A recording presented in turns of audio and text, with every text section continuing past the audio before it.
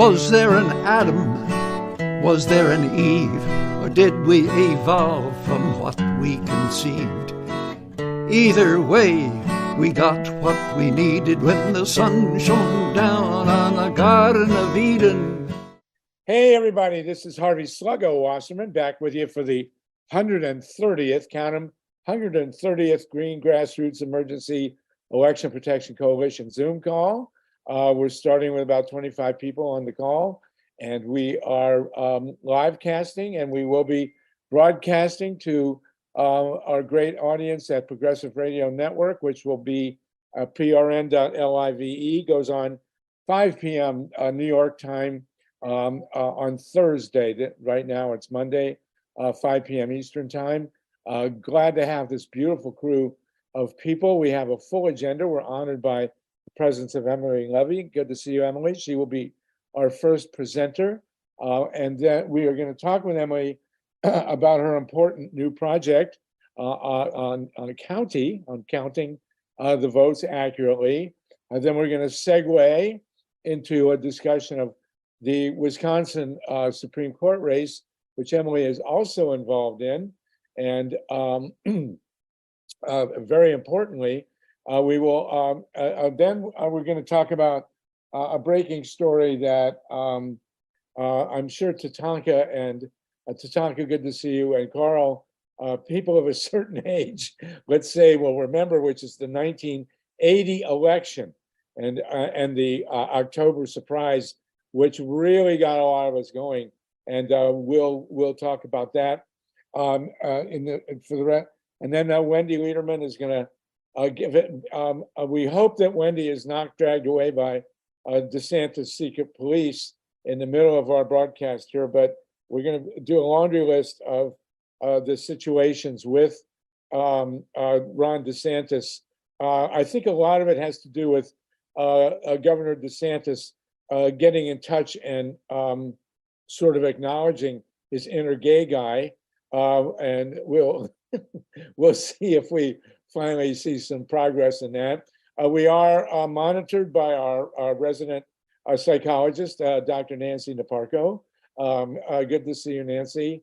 In the second hour, we will talk with the maker of Heidi Huttner of an incredibly important film. This will be at 6 o'clock Eastern, 3 o'clock Pacific, The Women of 3 Mile Island. I went to 3 Mile Island in January of 1980 and interviewed people in farmhouses. It was the worst week of my life. And we are still getting denial from the nuclear industry that anyone was harmed at 3 Mile Island, which is a horrible, horrible lie. And Heidi Huttner will be with us. We're going to see a clip of her new film, Women at 3 Mile Island. So as always, we have a full agenda. It's an honor to be with all of you. I will be leaving at 6:20. My daughter, Abby, is getting a Woman of the Year award in Teaneck, New Jersey. And we're very proud of her. And unfortunately, I had a pair of dress pants that I no longer fit into, so I'll be going in my blue jeans. But that's another story. So everybody here, it's really a joy to see you all. We're up to 34 people, and the meter will climb as we go ahead. So we want to start with Emily Levy, about 5-10 minutes on your new project, Emily, and then we'll segue into the Wisconsin Supreme Court race. Janet Groom, nice to know you grew up in Teaneck. Email me and we can play Jewish geography. Emily, you are the founder and leader of the magnificent group SCRUTINEERS. And I always love how you're sitting in front of an old barn there. Yep. But I'm at the ocean, so what can I tell you? So Emily, describe for us, if you would please, and of course put your contacts and all that stuff in the chat. What is your new project and how can we be involved? Great. Thanks so much for having me, Harvey, and Wendy. Thanks for arranging it, and congratulations to Abby. Yeah, thank you. So SCRUTINEERS has been around for 3 years, and we are a place where people can come to learn about election transparency and voting rights and get involved. So we're really action oriented. We have several projects going on, and the latest of which is one that we call Watch the Counties, where what we are doing is in places that post election night results at the precinct level online and update those results online, we are now set up to automatically download them every time new results come on to the election websites, to automatically download them and automatically do some mathematical checks on those results, looking for specifically whole scanners that count votes that whose results are missing from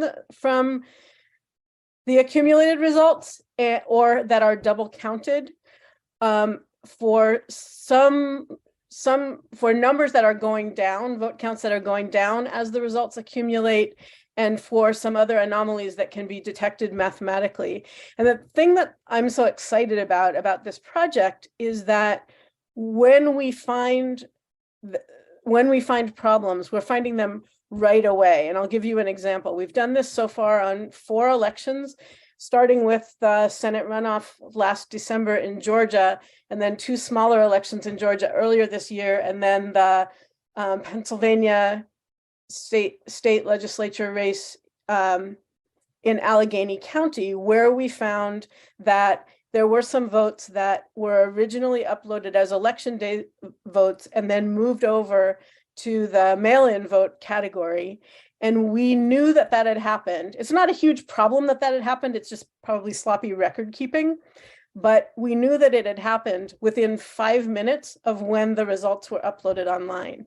So a lot of the work that that folks have been doing analyzing election results takes weeks or months to find the problems. And even though we can only find a small subset of the problems that can occur, we can find them so quickly that they can be dealt with.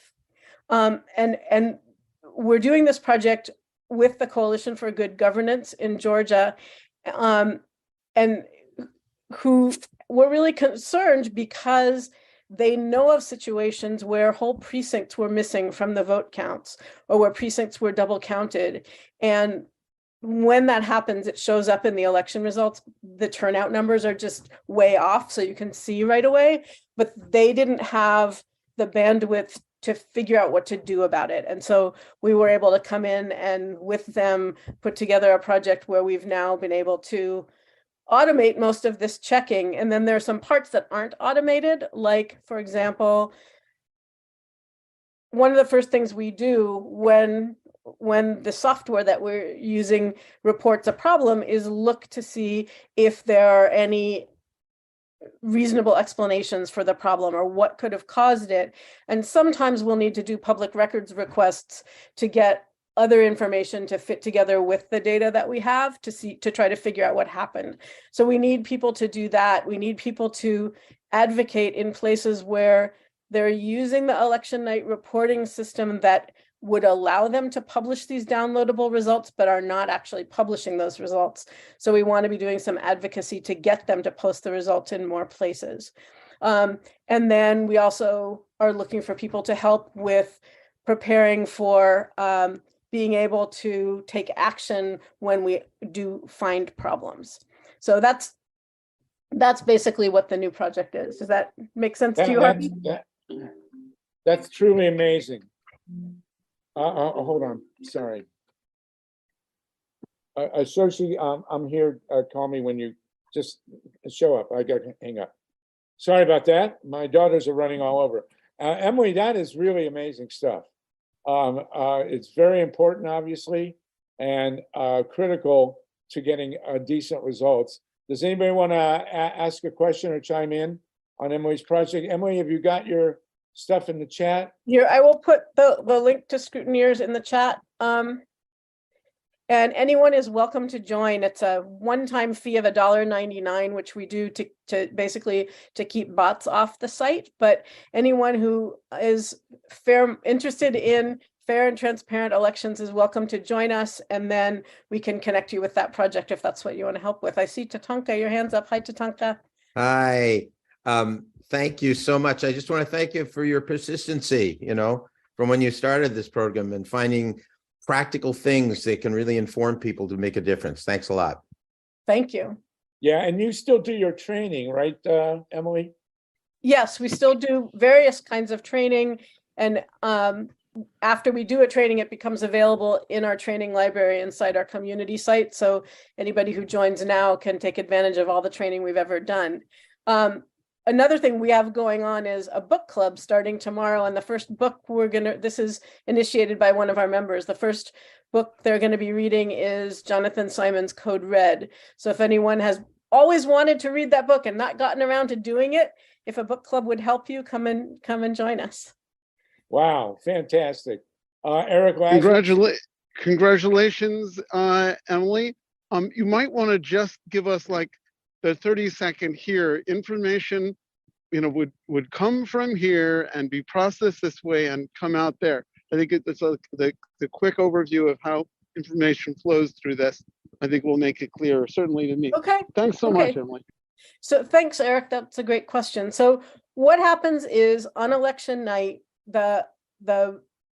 in some counties, they upload to the internet basically a spreadsheet that shows the vote broken down by precinct and also by vote type, like who voted in person, who voted by mail, whatever the vote types are for if there's early voting, etc. And the more data is broken down, the easier it is to find anomalies in it. So those are posted, those spreadsheets are posted online. Software that we have developed by one of our members automatically downloads them, and then they're run through Excel, actually through a program built in Excel by Ellen Tyson, who some of you may remember from Voters Unite years ago, who now has a business building Excel macros.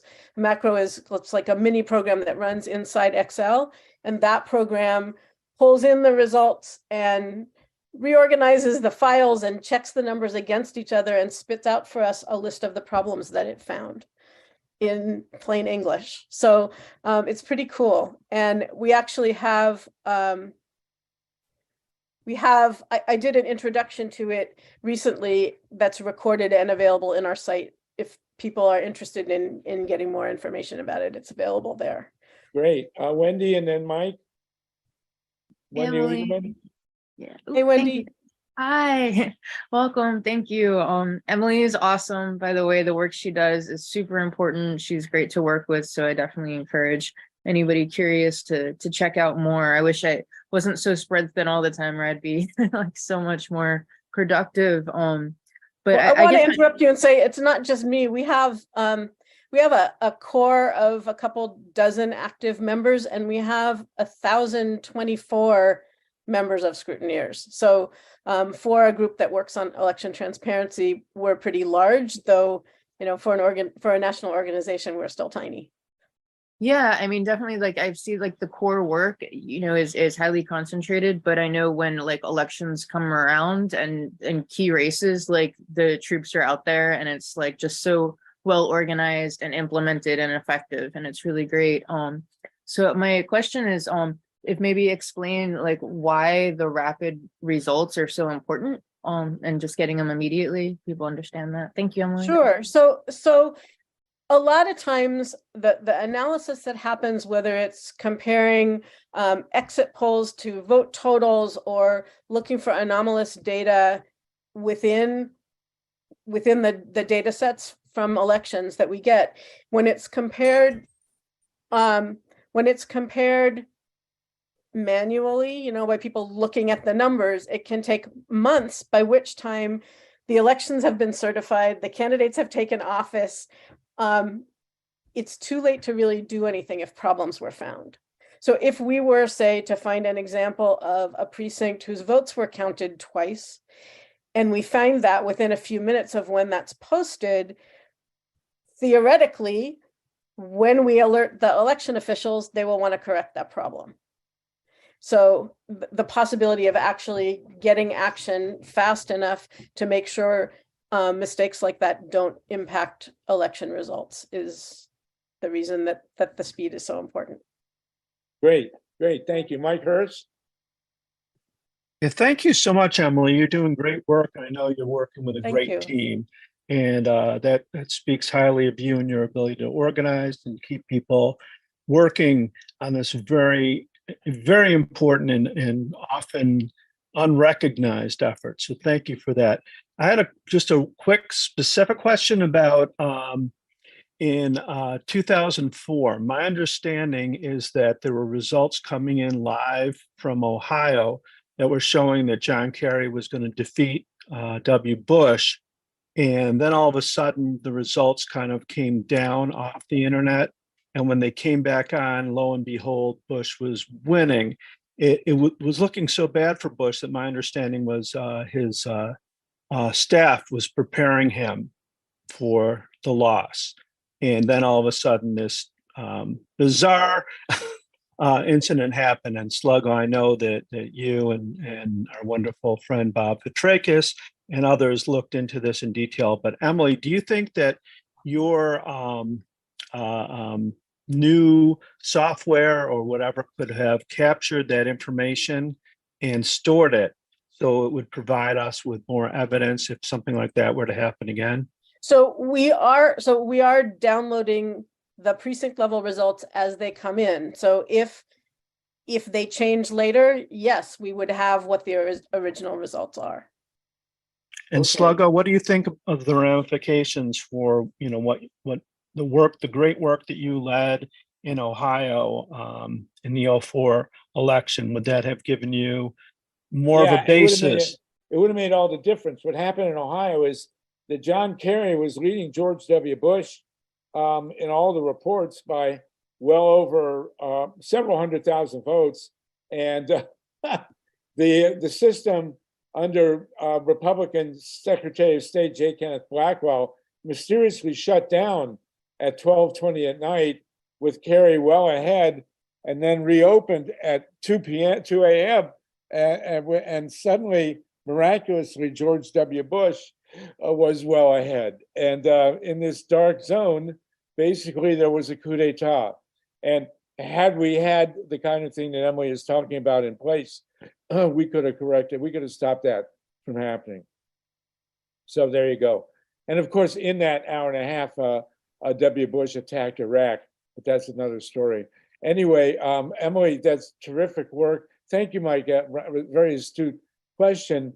In 2004, Ohio cast all its votes on electronic touchscreen machines, which are, basically designed to steal elections. And now Not all of them. There were still some punch cards in use in Ohio in 2000. Okay, well, mostly It was mixed. And in the 20 years since that debacle, or 18 or 16, however you want to count it, the country has moved over to mostly hand-marked paper ballots, which has made all the difference in the world. I guarantee you, if the 2020 election had been conducted like the 2004 election in Ohio, Donald Trump would be in the White House. No doubt about it. So Emily, thank you so much for that. I want to segue over. We have one more quick question from Stephen Kaiser, if you will, and then we want to talk about Emily's work and other people's work in Wisconsin. Why wasn't there a recount in Ohio in 2000? Go ahead. Why There actually was a recount in Ohio in 2004, and so that's a topic for a different time. But there was one funded by the Green Party and called for and funded by the Green Party and the Libertarian Party. So I actually am not very involved in Wisconsin this year, though I've been involved in elections there in the past. But we had a presentation. Wait one second. Excuse me, I want to flush this point out a little bit Stephen more. Kaiser had a question. Go ahead. Wasn't the problem really around Cleveland particularly? And somehow all these votes were transferred to some company like in Chattanooga, Tennessee. Yes, what happened is J. Kenneth Blackwell, the Republican Secretary of State, and by the way, on Election Day 2004, Karl Rove and George W. Bush, the sitting president of the United States, went one place. They went to Columbus, Ohio, and had a private conversation with the Secretary of State of Ohio on Election Day in 2004. And that night, Blackwell had given a no-bid contract to a Bush family consulting firm to do the vote count. And they did the vote count electronically in a basement of a bank in Chattanooga, Tennessee. And that's what blacked out in 12:20 a.m. and reemerged at 2 a.m. with George W. Bush winning the presidency. I mean, in a situation like this, when it obviously can have been, stolen election, if we can't bring that to the table, what hope do we have of bringing anything to the table? That's a good question. And what's the answer? That's why we've had 130 calls. We've been seeking the answer. And Emily, you've been part of that. Thank you. I didn't hear anything back in 2004 about this, or damn near nothing. It was years later I even found out that this was a problem. So how could it be completely blocked out? There, President, I always wondered why I grew up in Columbus, Ohio. And then during this election in 2004, I said, oh, maybe that's why I was put here. So at any rate, it was a total theft, and the beginning of really based on partly on Greg Palast's work and in Florida 2000. That's really the birth of the election protection movement, is in Ohio 2004. And we just happened to be there. I mean, it could have been in Indianapolis for that matter, but and one of the differences is it was hard then as it is now to get media coverage of these sorts of issues, but now we have social media and we didn't have that in 2004. Right. And that's why it's really important, as however much you hate it, for people who are working on these issues to learn how to use social media effectively, because we rely on it for people to be able to hear when things like that happen. Right. Well, I'm too old to use social media except when my grandchildren are around. But Emily, you are also working in Wisconsin.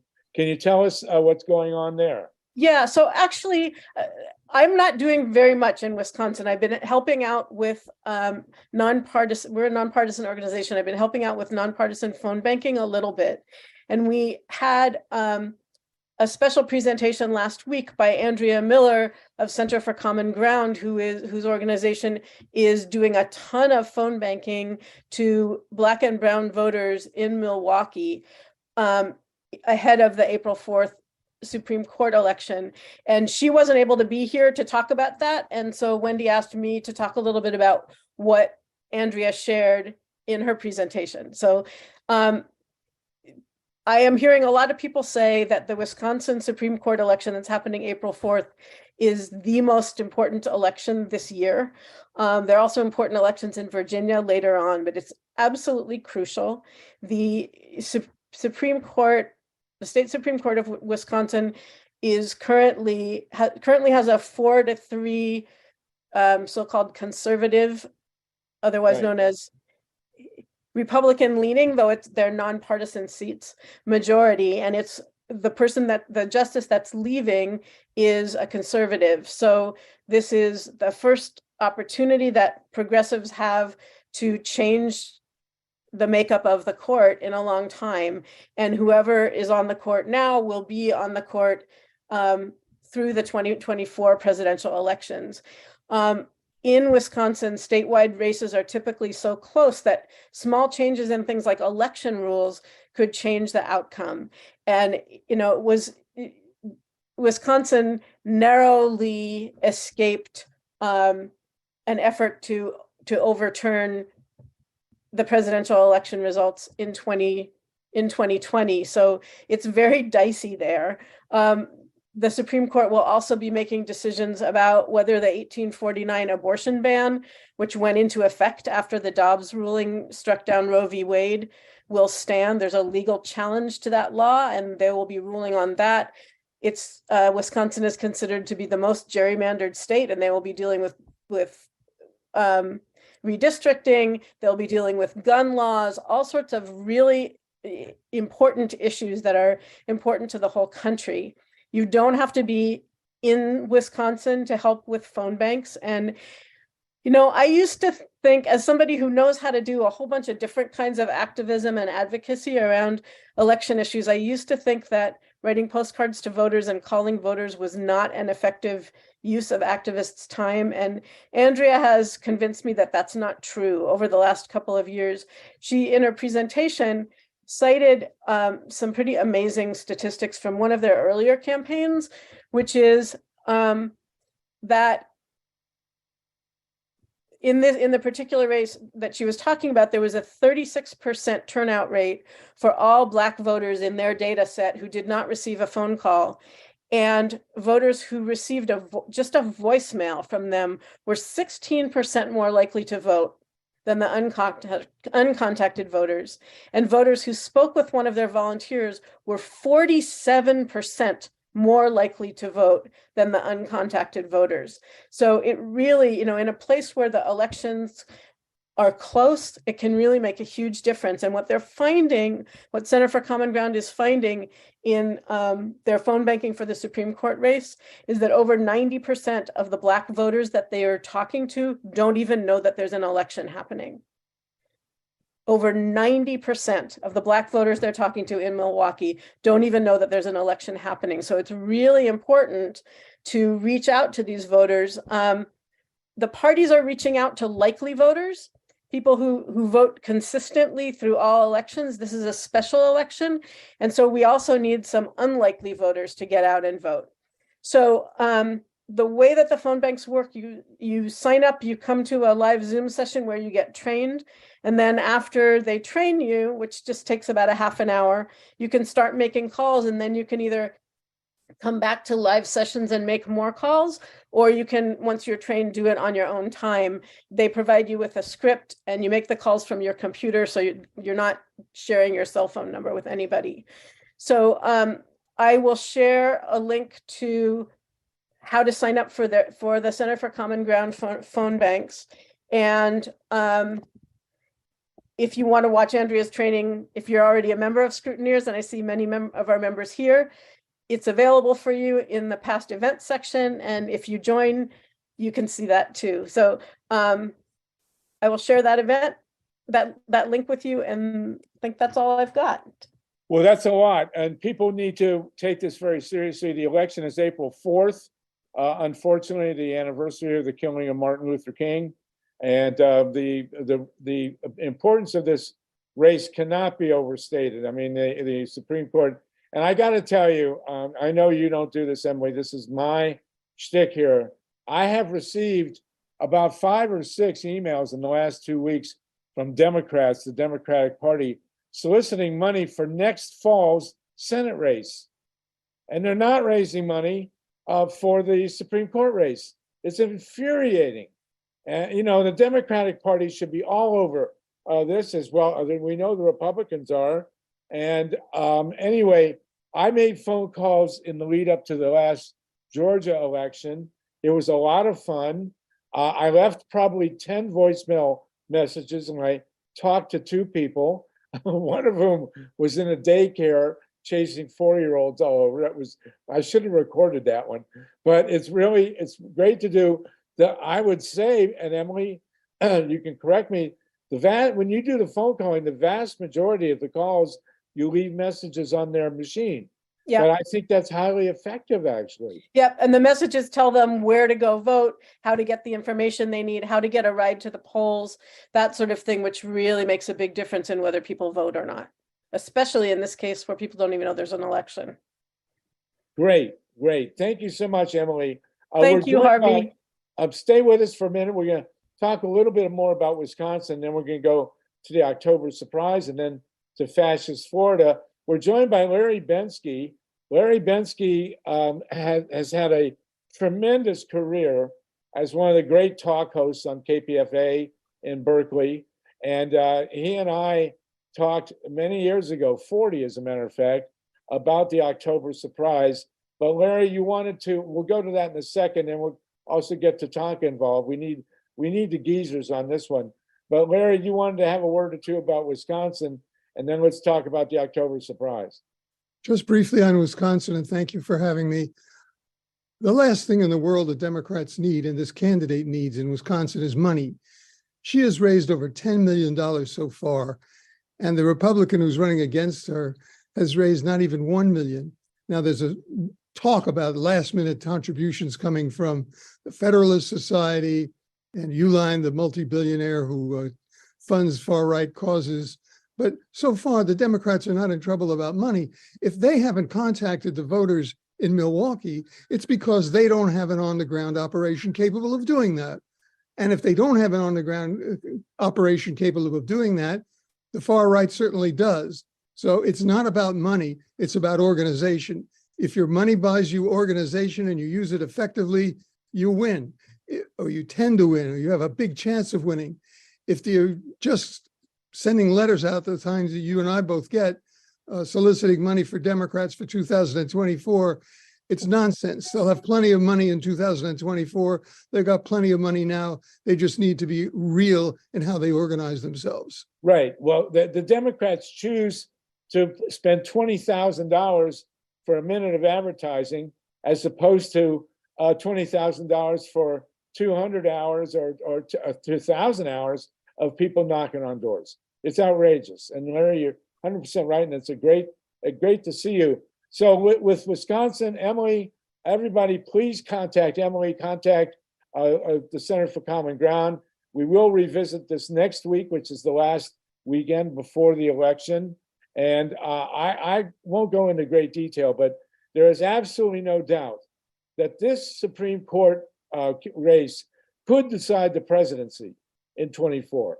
Because if Wisconsin is once again Jim Crowed, and you had a Republican leader in Milwaukee bragging about the thousands of people he prevented from voting in 2020, and this most recent Senate race, then, you know, if 90% of people don't know about the election, what good is all this TV advertising? You can't even, it makes no sense. So Larry, thanks for that. They're exactly right. I understand the Democrats so far have outspent the Republicans on TV, but they are expecting a tsunami of cash, and we know what that can do. Does anyone else want to comment on Wisconsin before we move ahead? Jeffrey, we had you early on. If you don't mind, we're gonna move on. Okay, Emily, thank you so much for that. We have 61 people on the line, and your time has been well spent, Emily. We really appreciate it. I know you're too young. Thanks again for having me. Thanks for all you do here. You're too young to remember the 1980 election, but us old timers are going to go into it. Larry Bensky, you and I did radio shows back in 1980 when you were on KPFA about the October surprise, and we have now had confirmation from a very high, a guy who was very high ranking in 1980, that he in fact went to the Middle East with John Connally and talked to leaders of Middle Eastern countries, asking them to get the message to the Iranians to not release the hostages, because if they didn't release the hostages, this is treason, by the way. This is a definition of treason. To ask him to not release the hostages so that Ronald Reagan could win and he would give them, quote, a better deal, which is exactly what Nixon promised the South Vietnamese in 1968. Do you want to comment on that? I want to comment and say that if that's true, and there's no reason to believe these men didn't do what you say they said they now say they did, the person who was most at fault for this becoming the big October surprise that it is was Jimmy Carter, the president of the United States. Jimmy Carter served in the 7 years military service as an intelligence officer and an aide to General Hyman Rickover, the father of nuclear wars is said to be, after World War II. Jimmy Carter, as president, had that background in intelligence. What on earth were his intelligence forces doing during that time if they didn't know what Connally and others were doing? Either he was disinterested, or he was lied to, or he was badly served, or he was incompetent. And I don't think he was any of those things. I'm very troubled by, it's too late to ask him now, and unfortunately he's in terminal hospice care and surrounded by his loved ones. But I can't believe that people are now saying it's a surprise. The one person who it shouldn't have been a surprise to was Jimmy Carter, the one person who was most affected by this. And the same was true of Lyndon Johnson in 1968. Lyndon Johnson had steaming proof, irrefutable proof, that Richard Nixon called the Vietnamese and told him not to make it, or he had Lynn Chennault call and tell them not to make a deal. He heard the tapes. He confronted Nixon. Nixon, of course, denied it. But LBJ knew that Nixon committed treason in '68. And as you say, Jimmy Carter had to know that, well, Ronald Reagan may not have known. We don't know what Ronald Reagan really knew, but certainly George H.W. Bush knew, and William Casey, who became head of the CIA, knew, and that treason was committed in 1980. And now this guy who made the trip with John Connally to the Middle East has come out because he wanted to make it public before Jimmy Carter passed away. That's why he came out. Came out 2 days ago. It's in the New York Times. And Bill Casey was supposed to testify before Congress. Was it on this or on Iran-Contra? And he suddenly got a fast-growing cancer and was dead. Yes. So, we live in a place where democracy is a questionable commodity at this point. I mean, if a presidential candidate and two separate elections, 1968 and 1980, can intervene with a foreign power to the detriment of our foreign policy, essentially committing treason, and turn around and due to that treason, walk into the White House. What are we doing here, Larry? Do you want to, I mean, really? Well, I'd like to look a little bit forward because we have a much more serious concern, I think, right now about the next election, and it's not about fundraising. It's about one of the people who is now most brooded about as being a potential candidate in that election, and this is the governor of Florida, Governor DeSantis. I came across this information from a blog in a podcast in Florida called Eyes Left, and I can see why the establishment media didn't pick it up. And I started writing to everybody I knew in the establishment media. I still have contacts from my days at Pacifica in the mainstream media, even though we weren't mainstream media. I knew a lot of people who were because I was in Washington a lot. And I wrote to everybody I still know who works in the mainstream media. And I said, check this out. Do your own reporting. Is it real? Did DeSantis really preside over torture at Guantanamo? Nobody did until last Saturday. The Washington Post came out with a long, heavily researched article saying DeSantis's pivotal service at Guantanamo during a violent year. And it talks about eyewitness accounts of DeSantis seeing and advocating for force feeding, which has internationally been condemned as torture, about 3 people in Guantanamo who are said to have committed simultaneous suicide, even though every single cell at Guantanamo, and they don't have cells, they have open cages, every single cell was watched 24/7. These people weren't all together, they were in separate cells, in many cases separated by yards and yards of other cells. How did they kill themselves simultaneously? By hanging. From what did they hang? What did they use to hang themselves? This whole thing is murder and torture, and DeSantis was up to his neck about it, and now he is never questioned about it, and when he is questioned gently by people at Fox News, you can't expect to have any interest in finding out the truth about this, he just passes over it. He says, well, I did my military service. These people were terrorists. We did what we had to do to protect our country, and I was part of it. And his superior officer says he's proud of what he did as superior officer, and by implication of what DeSantis did. Is, of course, the last person in the world who could confront him about this would be Donald Trump, should they ever come to debating on the course of seeking the nomination. And Nikki Haley and Mike Pence, you don't expect much from them either. But I find it ludicrous that the New York Times to this day, if Harvey, you remember people used to say, the last thing you wanted to see in a New York Times story was the Washington Post reported today. The last thing you wanted to see in a Washington Post story was the New York Times reported today. They are competitive organizations, and the competition for eyeballs, for clicks, for copies sold, for mentions, for citations is as ferocious today as it ever was. Both are owned by multimillionaires.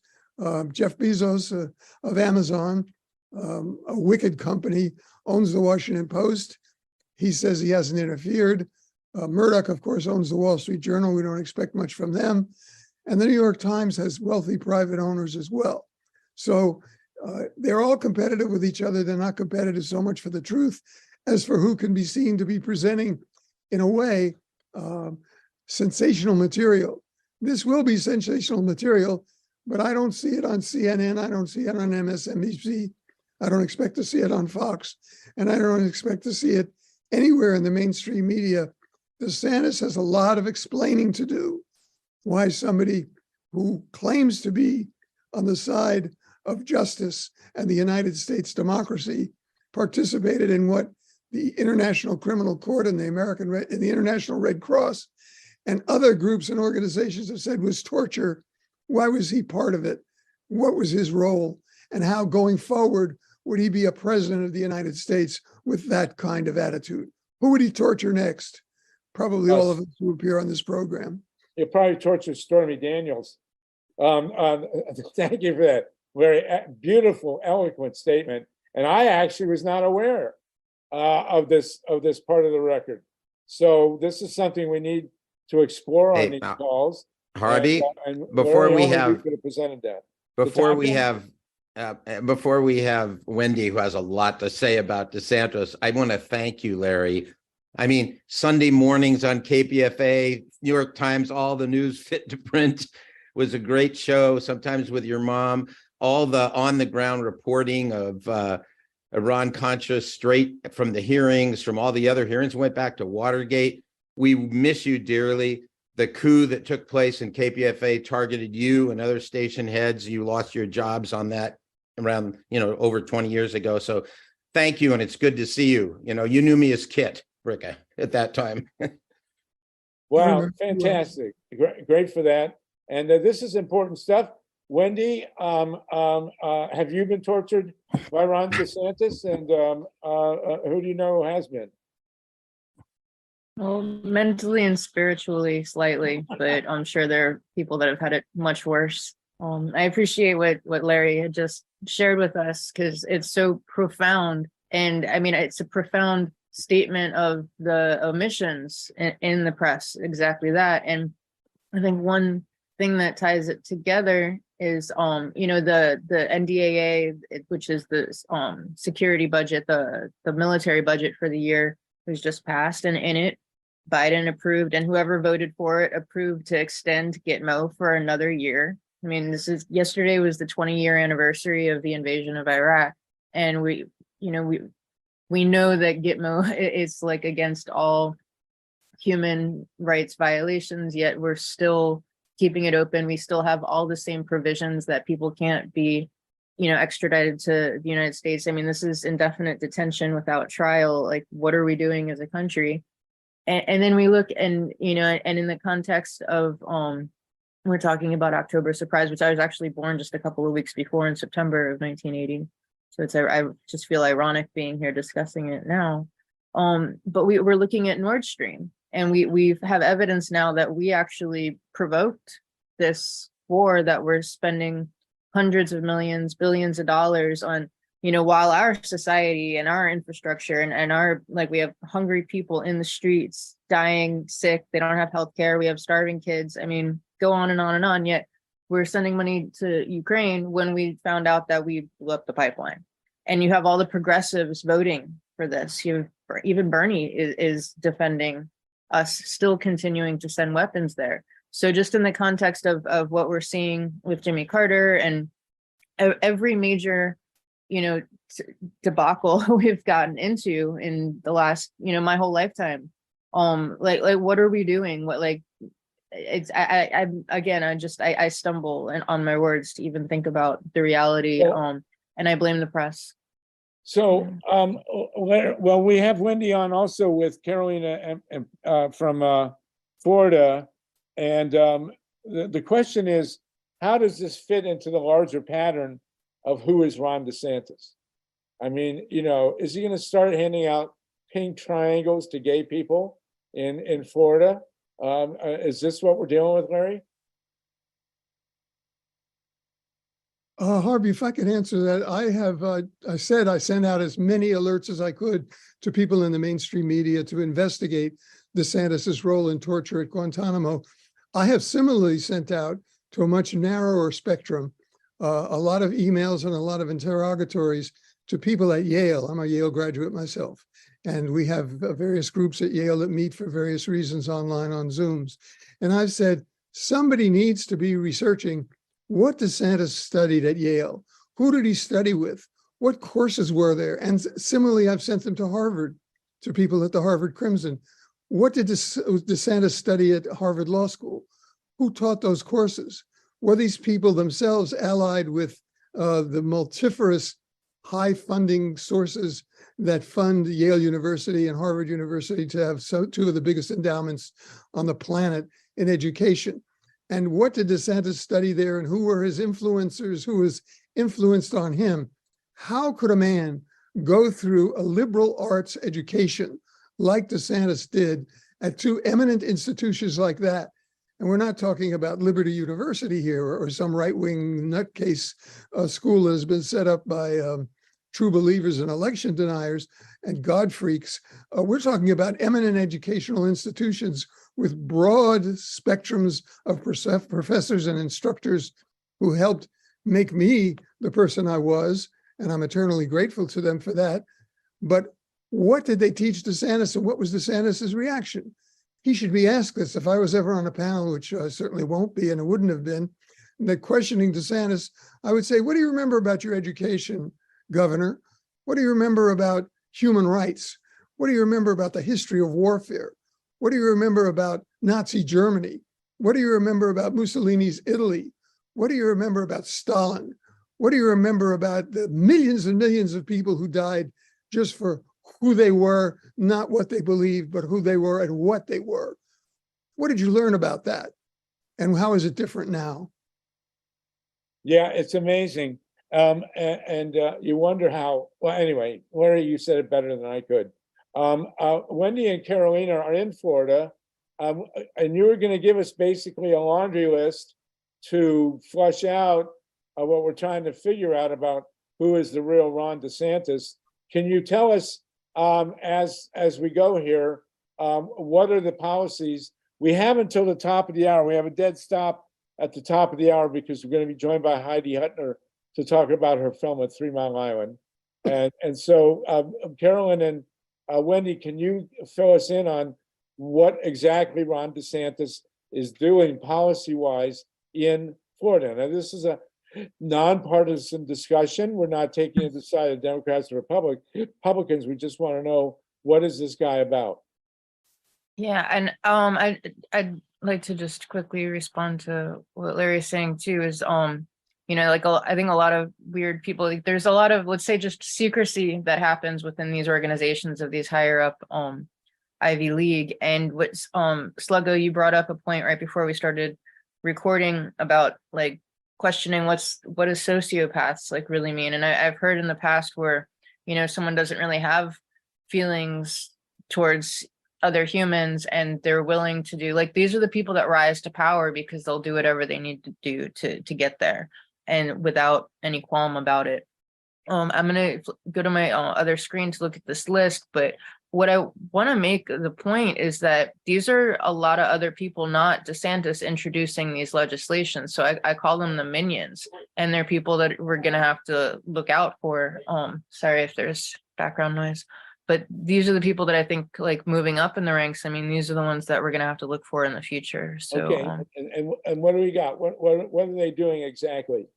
So there's, I mean, it's so hard to say like where to even start. There's all these crazy environmental ones. There's a few for education and some immigration things and discrimination against homosexuality, and I'll and the labor as well. I'll probably let Carolina talk about some of these things. But I mean, there's one here now that if you want to film the police, you have to stay 30 feet away.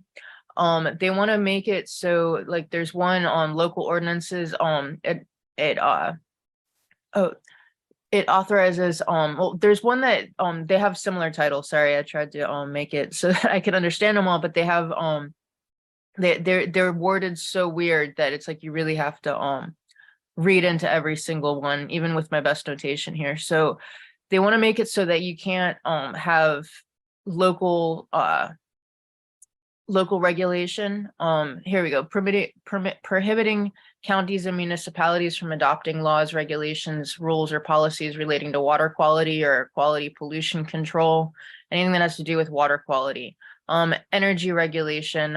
It wants to prohibit, like it prohibits prohibiting certain building materials or adapting enforcement against certain like greenhouse gases. Like there can't be any regulation against greenhouse gases, and it allows preemption by the state. They want to use phosphogypsum to build roads for road construction aggregate material, but phosphogypsum is the radioactive waste from when they produce fertilizer, and fertilizer is the main culprit behind like blue-green algae. The pollution problems that we see comes from that industry, and they're trying to ramp it up. They're trying to protect the industries by making anyone who wants to sue the local government for any destruction of their wetlands, like they'll be required to pay attorney fees. And it'll make it harder. It makes it easier for corporations to sue the governments. It makes it harder for people to sue the corporations.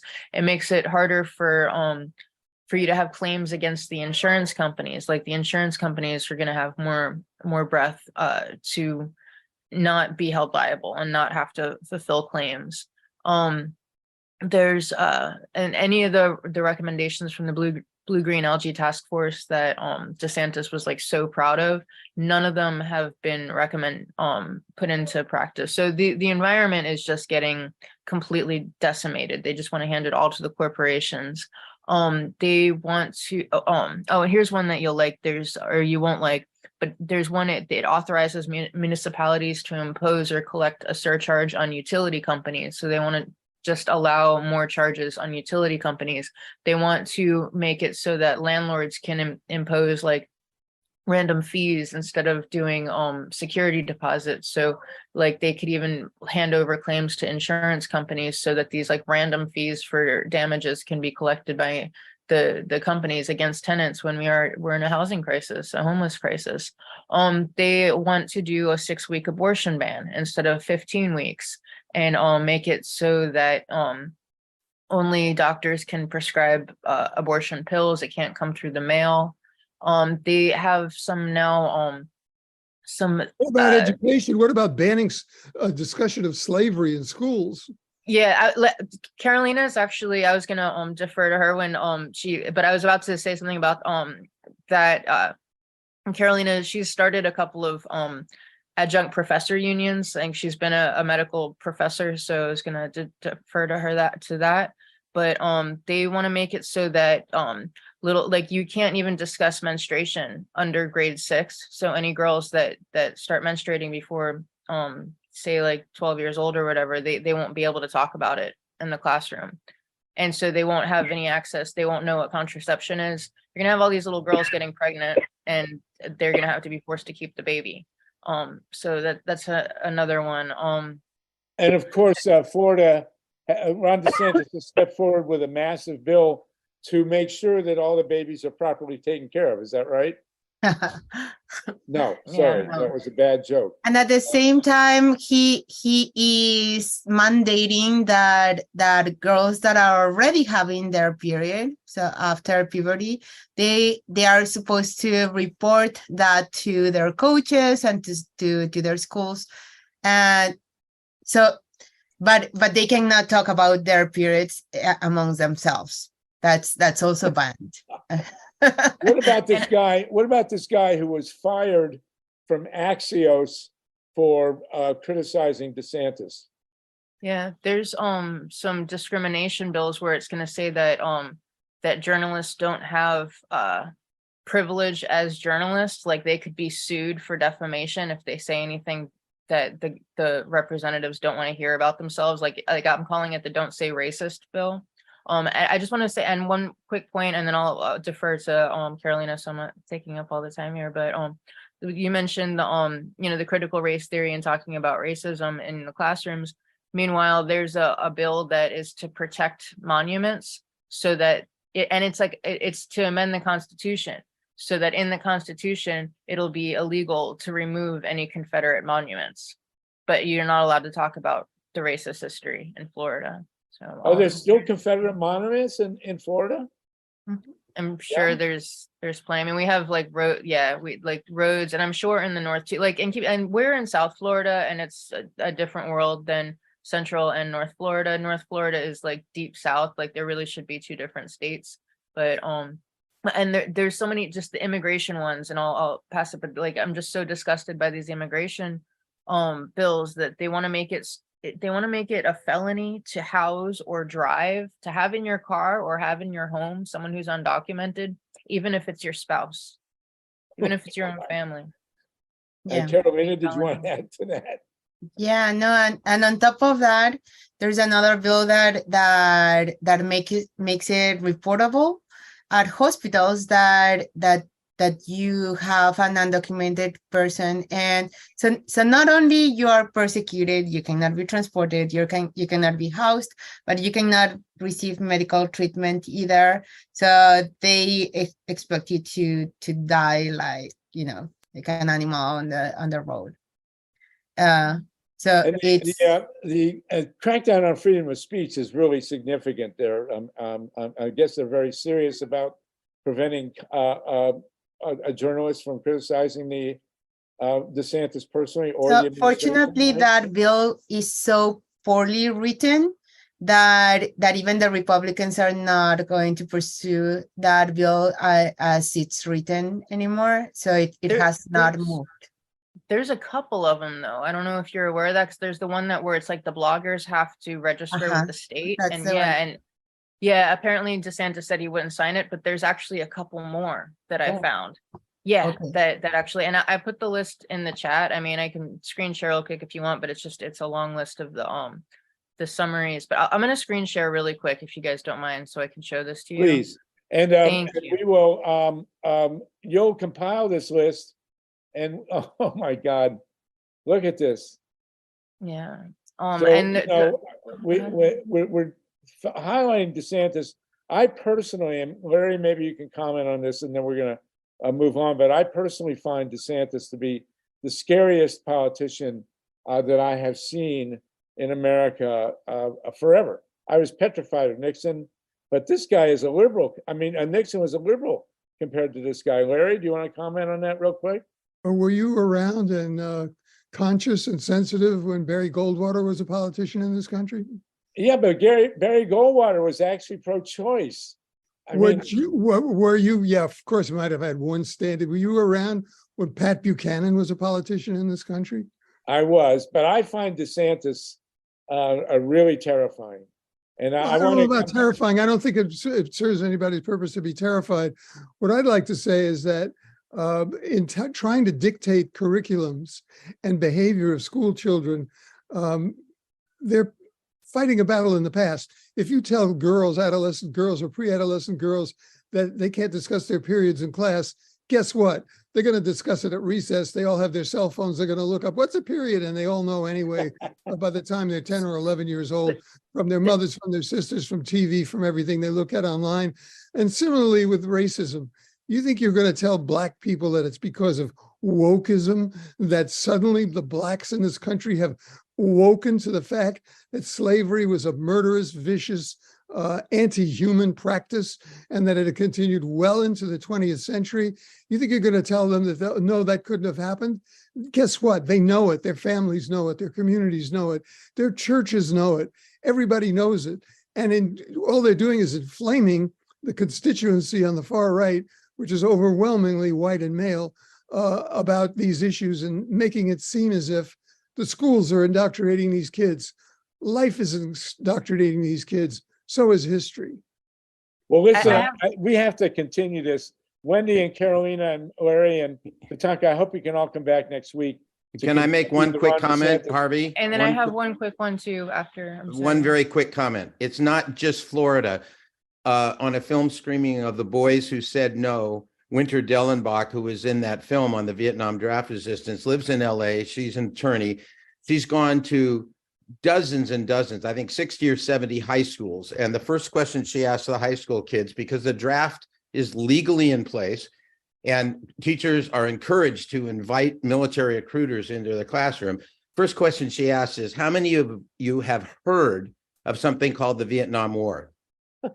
The most she's ever gotten out of a classroom of students is 2. It's usually 1 or none. Was there an Adam? Was there an Eve?